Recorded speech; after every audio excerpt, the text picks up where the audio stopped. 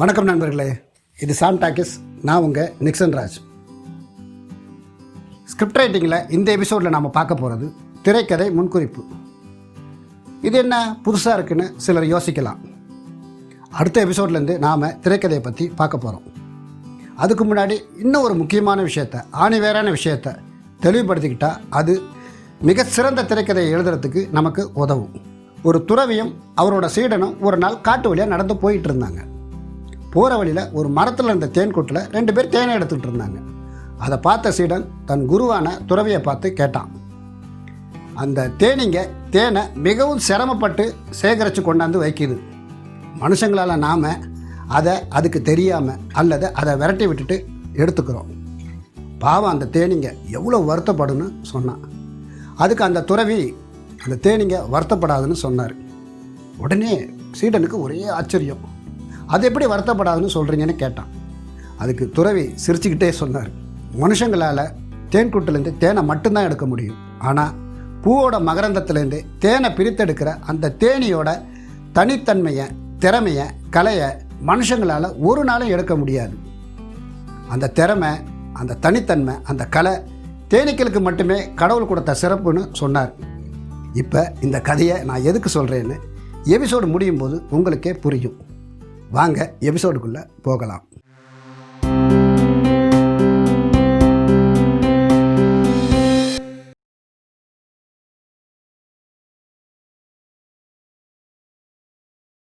முதல் கதை, முதல் திரைப்படங்கிறது மிக மிக முக்கியமான ஒன்று.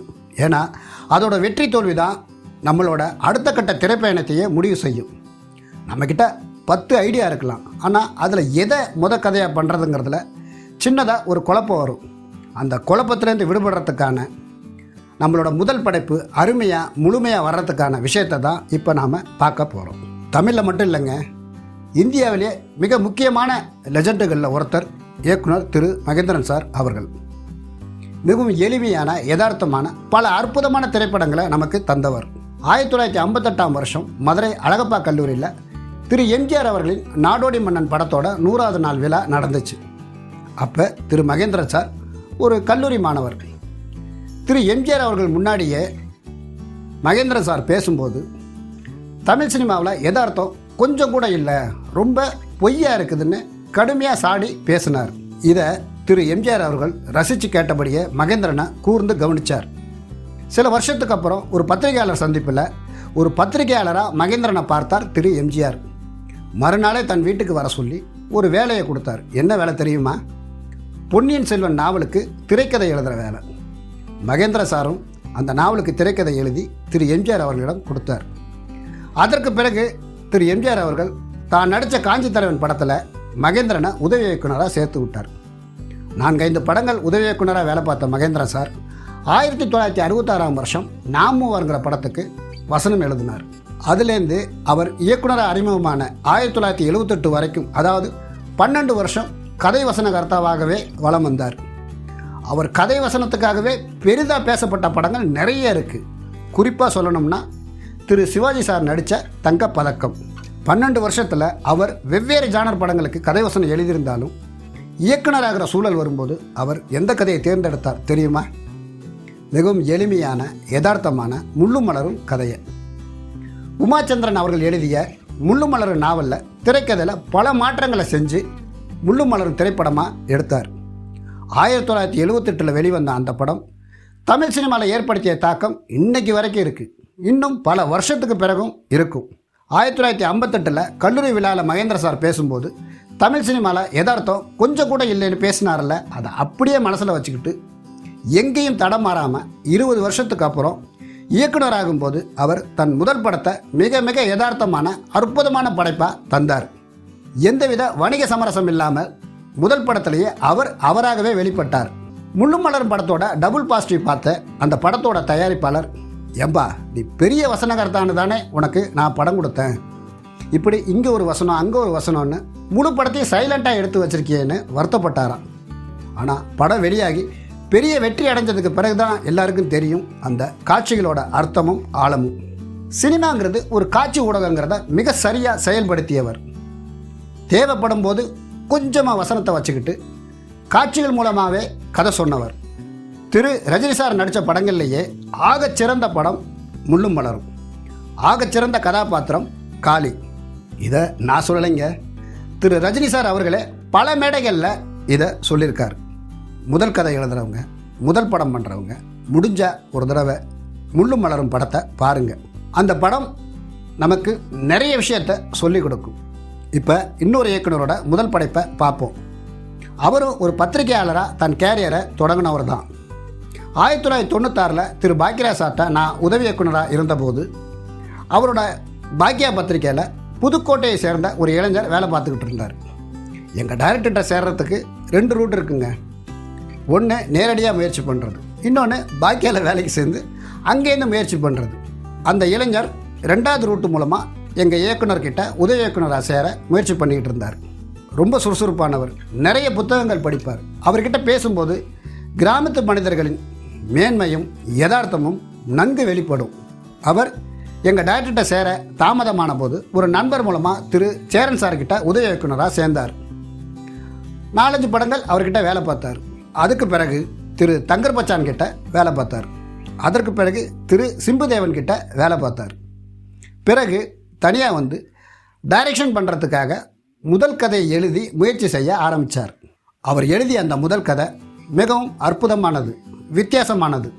Bhagyaraj sir, Cheran sir, Thangar Bachan sir, சிம்புதேவன்னு பல பேர்கிட்ட வேலை பார்த்தாலும் அவங்களோட சாயல் இவர் எழுதின திரைக்கதையில் துளியும் இல்லை.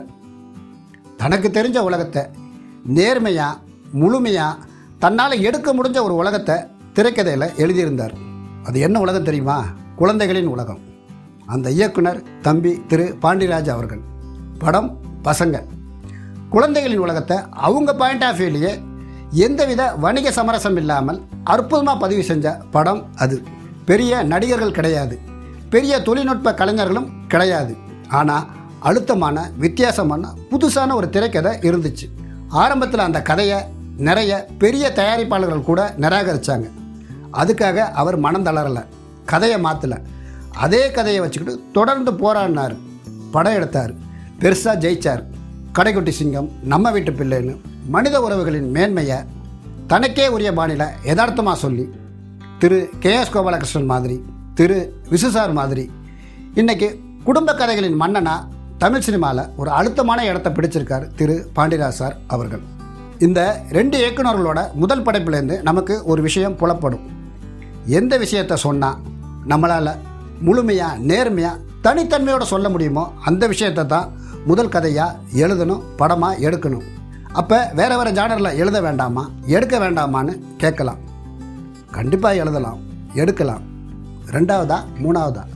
ஆனால் முதல் கதையை உங்களுக்கு தெரிஞ்ச ஜானரில், உங்களால் நல்லா சொல்லக்கூடிய ஜானரில் உங்கள் தனித்தன்மையோடு எழுதுங்க, எடுங்க.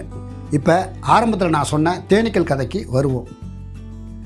அந்த தேனீக்களுக்கு தனித்தன்மையையும் திறமையையும் கலையையும் கொடுத்த கடவுள் கண்டிப்பாக நமக்கும் ஒரு தனித்தன்மையையும் கலையையும் திறமையையும் கொடுத்துருப்பார்.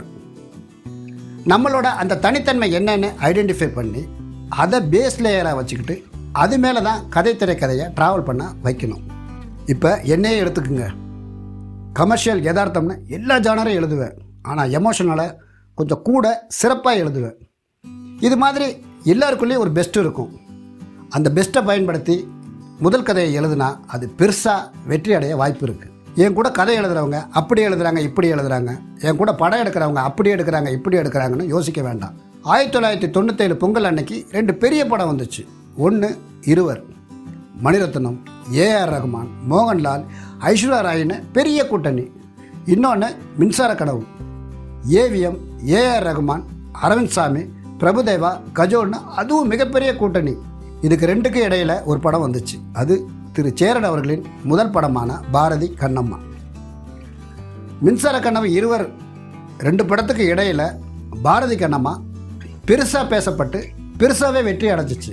முதல் படத்தையே தனித்தன்மையோட அழுத்தமான கதையோட இயக்கி பெருசாக வெற்றி அடைஞ்சார் திரு சேரன் சார் அவர்கள். பக்கத்தில் யார் ஓடி வராங்கன்னு கவனிக்காமல் நம்மளோட பெஸ்ட்டை வித்தையை இன்னும் கொஞ்சம் வீரியமாக செஞ்சு நமக்கான பாதையிலேயே உத்வேகமாக ஓடினா வெற்றி கோட்டை எளிதாக தொடலாம். திரைக்கதை முன்குறிப்புக்கு இது போதும்னு நினைக்கிறேன். அடுத்த எபிசோட்லேருந்து திரைக்கதையை விரிவாக பார்ப்போம். தொடர்ந்து பாருங்கள். சப்ஸ்கிரைப் பண்ணுங்கள், உங்கள் நண்பர்களுக்கும் சொல்லுங்கள். பேசுகிறதுக்கு இன்னும் நிறைய இருக்குது. பேசுவோம். நன்றி, வணக்கம்.